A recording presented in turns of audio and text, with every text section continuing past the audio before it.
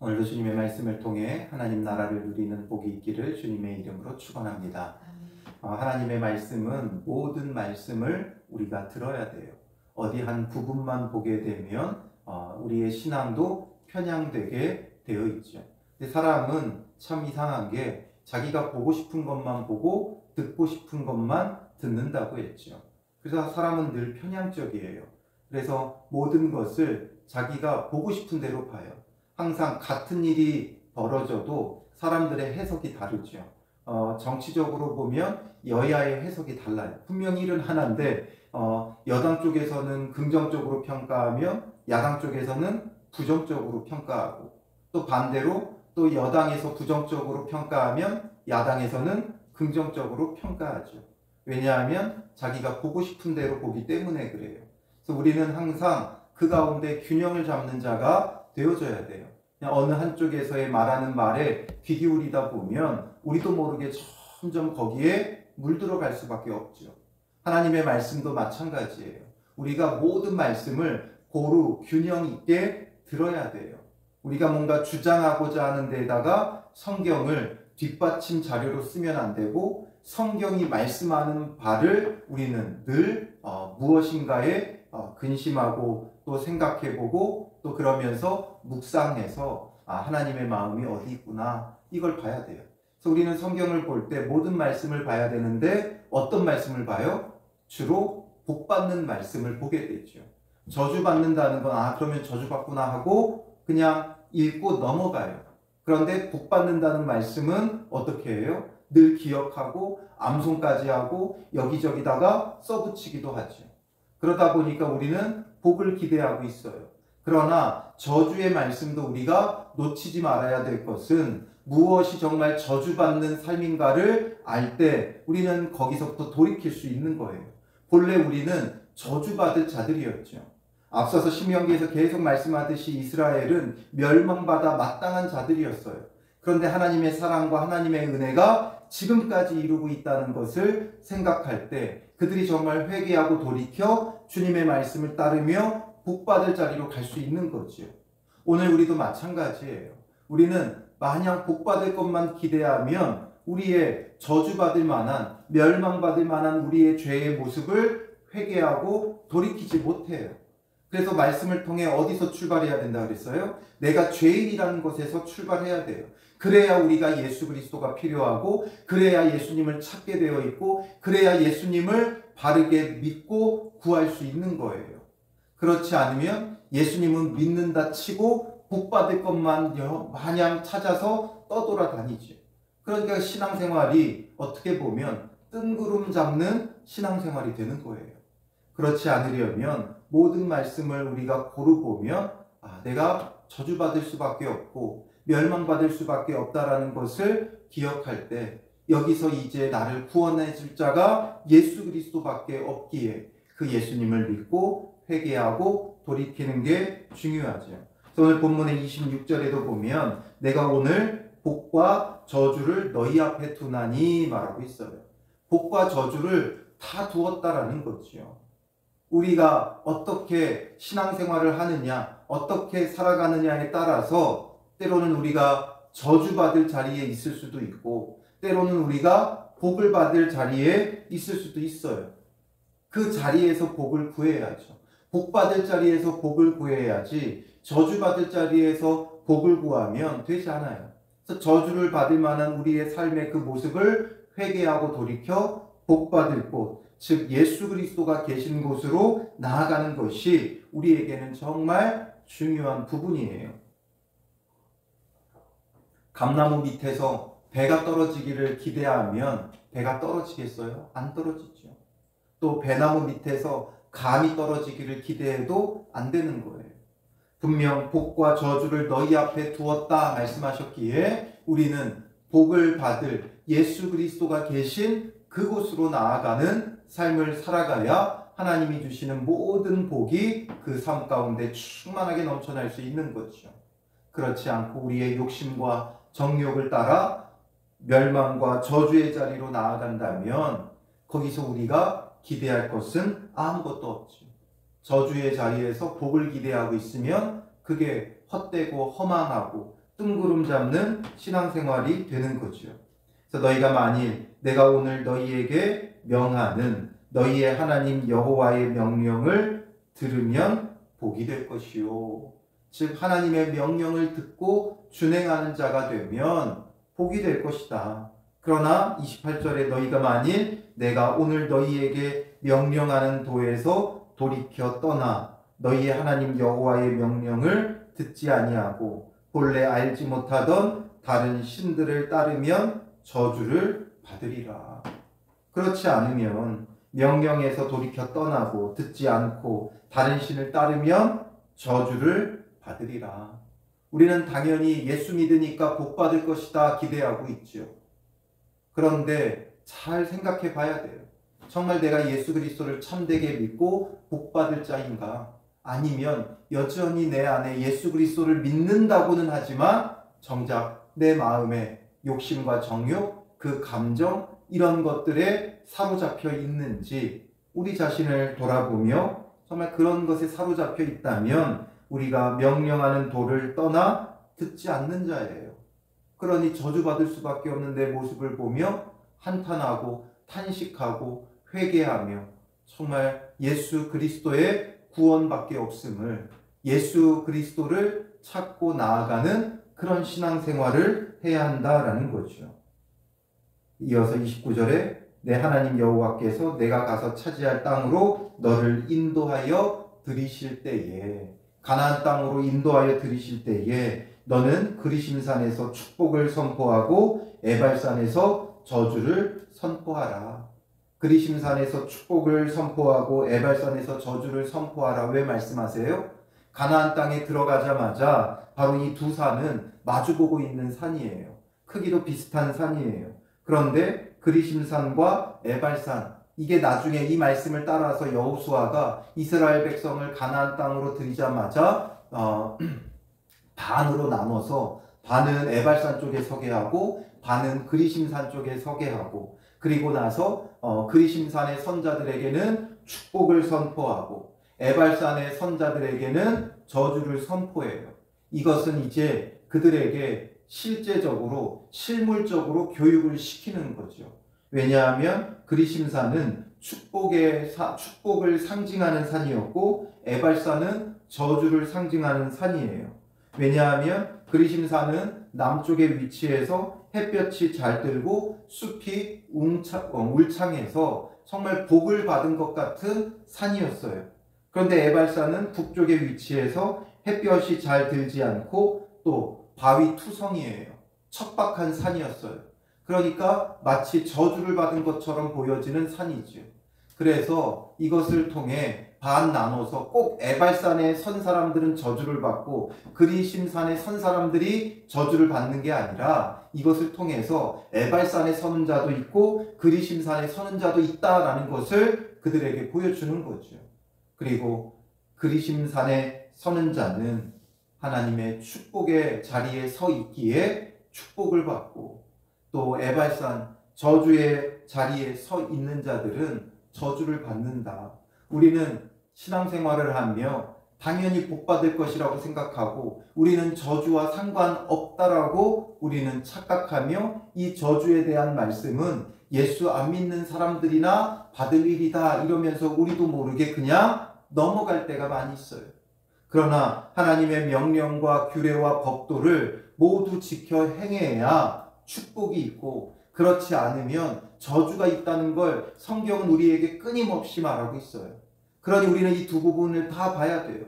그래서 내가 저주받을 수밖에 없는 자구나 여기에 얽매이는 게 아니라, 그렇기 때문에 내가 저주받을 자이기 때문에 이 저주에서 나를 구원하실 유일하신 예수 그리스도를 붙잡고 예수 그리스도와 온전히 하나 되고 예수 그리스도와 함께 죽고 함께 다시 살아서 복의 자리로 가라는 거죠. 그 말씀에 순종하며 복을 받으라는 거예요. 그것이 아니면 우리에게 믿음은 헛것이에요. 예수를 믿는다 입술로만 주여 주여 부르짖는 자가 되지 그 마음에 할례를 받은 자가 되지 못한다는 거죠. 외적인 할례처럼 외적인 신앙생활에 몰두하고 열심을 내는 자지 정말 마음의 할례를 받고 참되게 예수 그리스도를 믿고 주의 이름을 부르는 자가 아니라는 거예요. 외적으로는 얼마든지 따라할 수 있어요. 얼마든지 흉내낼 수 있어요. 그러나 마음의 할례는 흉내내지 못하죠. 그러니 우리에게 정말 중요한 것은 무엇인가? 바로 복과 저주 모두 다 우리는 염두에 둔 신앙생활을 해야 돼요. 저주만 봐서도 안 되고 복만 봐서도 안 돼요. 모든 말씀을 균형 있게 보고 또 그 모든 말씀을 통해 하나님께서 우리에게 행하고자 하시는 일들을 바라보는 것이 중요한 것이죠. 그래서 하나님께서 왜 이것을 말씀하시느냐? 그냥 공정하게 순종하지 않으면 저주 내리고 순종하면 복 주겠다. 이것을 말하는 것이 아니지. 주님의 마음의 무게가 어디에 있어요? 그러니까 제발 저주의 자리에서 벗어나서 복의 자리로 오라는 거예요. 31절에 보면 너희가 요단을 건너 너희 하나님 여호와께서 너희에게 주시는 땅에 들어가서 그 땅을 차지하려 하나니 반드시 그것을 차지하여 거기 거주할지라. 내가 오늘 너희 앞에 베푸는 모든 규례와 법도를 너희는 지켜 행할지니라. 모든 규례와 법도를 지켜 행하라고 말씀하시는 이유는 뭐예요? 너희가 복을 받기를 원한다는 거지요. 하나님은 우리가 복을 받기를 원하는데 우리가 너무나 수동적으로 복 받겠지, 좋게 살아야지, 신앙생활 열심히 해야지, 기도 열심히 해야지, 선하게 살아야지, 말씀에 순종해야지, 그냥 막연하게 너무나 추상적이고 포괄적으로 이렇게 생각하며 복 받겠지 염두에 두고 있는 우리의 모습이 정말 복을 받을 그런 자리가 아니기 때문에 이런 우리를 깨우고자 하는 거예요. 우리도 모르게 점점 우리도 추상적으로 신앙생활해요. 더 열심히 기도해야지, 더 열심히 예배해야지. 마음만 원이로 돼 육신이 약해서 마음으로만 그냥 하고 하지 않죠. 그러니 우리에게 정말 필요한 건 참된 여호와 하나님을 사랑하고 이웃을 사랑하며 모든 말씀에 순종하는 것이 중요하죠. 순종해야지 하고 마는 게 아니라 정말 적극적인 모습이 필요해요. 회개하고 돌이켜 적극적으로 주님의 말씀에 순종해야 돼요. 그래서 18절에서부터 25절의 말씀을 먼저 언급했던 거예요. 18절에 뭐라 그래요? 이러므로 너희는 나의 이 말을 너희 마음과 뜻에 두고 그것을 너희의 손목에 매어 기호를 삼고 너희 미간에 붙여 표를 삼으며 또 그것을 너희의 자녀에게 가르치며 집에 앉아 있을 때에든지 길을 갈 때에든지 누워 있을 때에든지 일어날 때에든지 이 말씀을 강론하고 또 내 집 문설주와 바깥문에 기록하라. 어디서 많이 보던 말씀이죠. 신명기 6장에 쉐마 이스라엘아 들으라 하면서 하나님께서 하나님을 사랑할 것을 명하셨을 때 어떻게 해야 되는가를 말씀하신 부분이었죠. 바로 이런 적극적인 자세가 필요하다는 거예요. 이렇게 해라. 꼭 이렇게 해라. 여기서 명한 행동대로 해라. 그게 아니지요. 이만큼 적극적으로 해야 된다는 거예요. 그냥 열심히 신앙생활 해야지, 순종해야지, 기도해야지 이게 아니라 마음과 뜻에 두고 이게 어떻게 보면 마음에 품는 거죠. 품었다면 이제 구체적인 행동으로 손목에 메고 미간에 표를 붙이고 자녀들에게 가르치고 어디서든지 강론하고 또 기록해놓고 이런 구체적인 행동이 따라야 된다는 거예요.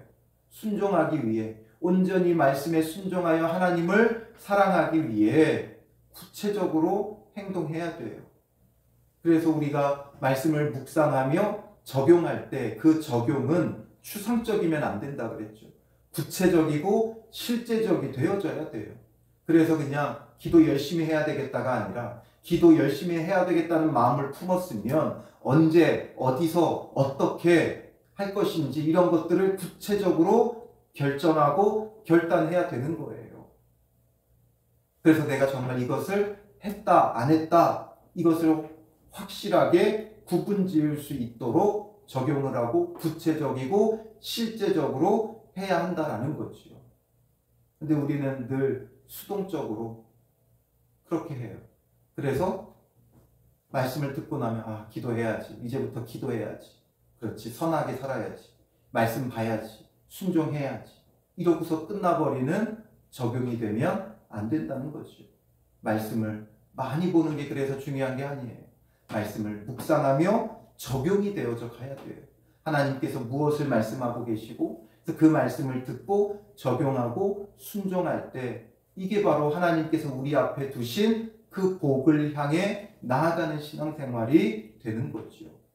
그렇지 않으면 우리도 모르게 그냥 막연하게 신앙생활하며 우리도 모르게 점점 저주의 자리에 깊이 빠져드는 거예요. 그래서 하나님은 우리에게 복받기 원해서 이 말씀을 하시는 것이지 무거운 짐을 주려고 하는 게 아니죠.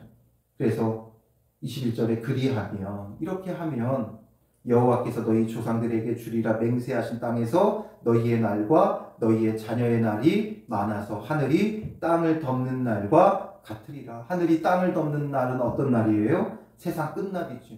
세상 끝날까지 영원히 누리게 될 것이다 라는 거예요. 22절에도 이제 계속해서 말하죠. 너희가 만일 내가 너희에게 명하는 이 모든 명령을 잘 지켜 행하여 너희의 하나님 여호와를 사랑하고 그의 모든 도를 행하여 그에게 의지하면, 그래서 하나님 앞에 순종하면 여호와께서 그 모든 나라 백성을 너희 앞에서 다 쫓아내실 것이라. 너희가 너희보다 강대한 나라들을 차지할 것인즉 너희의 발바닥으로 밟는 곳은 다 너희의 소유가 되리니 너희의 경계는 곧 광야에서부터 레바논까지와 유브라데 강에서부터 서해까지라. 너희 하나님 여호와께서 너희에게 말씀하신 대로 너희가 밟는 모든 땅 사람들에게 너희를 두려워하고 무서워하게 하시리니 너희를 능히 당할 사람이 없으리라. 바로 약속하신 그 땅 차지하게 할 것이다. 밟는 곳마다 다 너희의 땅이 되게 할 것이다. 그 누구도 너희를 대적하지 못하게 할 것이다. 약속하고 있죠. 이 약속만 바라보지 말고 이 약속을 누구에게 시행하시는가, 이것을 우리는 깊이 묵상하며, 그래서 이 약속의 말씀을 나의 약속의 말씀으로 아브라함의 하나님, 이삭의 하나님, 야곱의 하나님, 이스라엘의 하나님이었다면 이제는 나의 하나님, 그 약속이 나의 약속이 되는 축복의 사람은 어떤 사람인가, 이것이 우리에게 더욱 분명해져 가야 하는 것이지요. 신명기 말씀을 보면서 저 역시도 정말 입이 부르트도록 말할 수밖에 없는 건 모든 규례와 법도에 순종하라는 거죠. 모세는 그걸 지금 입이 부르트도록 지금 계속해서 말하고 있어요. 우리가 보기에는 어떻게 보면 지루할 정도로 계속해서 이 두 번째 설교가 들어가면서부터, 첫 번째 설교는 광야 40년을 회고하며 다시 이런 길을 걷지 말라는 것이었다면, 이제 이 두 번째 설교, 율법과 규례에 대해서 구체적인 어떤 것을 말하기 이전에 지금 계속해서 입이 부르트도록 모든 말씀에 순종해라, 이것을 우리에게 명하고 계시죠. 그건 왜 이 말씀을 하시겠느냐? 잘하고 있으면 이렇게까지 말하지 않죠. 잘하고 있지 못하기 때문에 그래요. 오늘 우리가 주님 안에서 모든 명령과 규례와 법도에 순종하고 있지 못하기에 주님께서 계속 말씀하고 계시죠. 이제 우리가 좀 이걸 깨달아야 돼요. 이제는 깨달아야 돼요. 그래서 온전히 주의 모든 말씀에 순종하기를 힘써 나가는 정말 그리심산의 그 축복이 오늘 저와 여러분들의 축복이 되는 은혜의 자리를 찾아 나아가는 믿음의 사람 되시기를 주님의 이름으로 축원합니다. 기도하겠습니다. 살아계신 아버지 하나님, 우리 앞에 복과 저주를 두고 거기에서 우리가 정말 복을 받기를 원하시는 주님, 그러나 우리가 어리석어서 여전히 저주의 자리에 깔고 앉아 이것이 저주인지도 모르고 막연하고 뜬구름 잡는 신앙생활을 하고 있지 않은지 오늘 우리 자신을 돌아봅니다. 모든 주님의 명령과 규례와 법도를 지켜 행하기를 더욱 힘써 나가게 하여 주시고, 주님 안에서 우리가 저주받을 수밖에 없는 죄인인 것을 깨닫고 회개하며 돌이키게 하시고 여기서 우리를 구원하여 복의 자리로 인도하실 분이 오직 예수밖에 없사오니 오늘도 예수 그리스도를 찾고 바라고 구하며 예수님과 온전히 하나 되어 복의 자리로 함께 나아가는 믿음의 사람들 되게 하시고 하나님 주시는 은혜의 축복 가운데 거할 수 있도록 인도하옵소서. 오늘도 주님의 모든 명령과 규례와 법도에 순종하기 위해 보다 적극적으로 말씀을 묵상하고 적용하며 그 앞에 온전히 순종해 나가는 믿음의 사람이 되게 하여 주실 줄 믿사오며 예수님의 이름으로 기도합니다. 아멘.